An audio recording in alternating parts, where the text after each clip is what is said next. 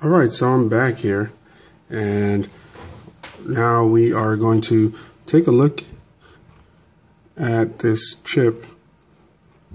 This board here is what we need to attach our USB jack. And we're going to do so with a hot soldering iron. And if you're curious,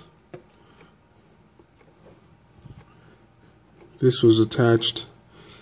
It just snaps into each side. Each side of this board snaps into each side of those ports there, and they're connecting. They connect and seal with this rubber edging all around the jam box. And so what we need to do now is move this out of the way, and we'll place our chip onto my nifty little holder here. This is a clamp set that I picked up from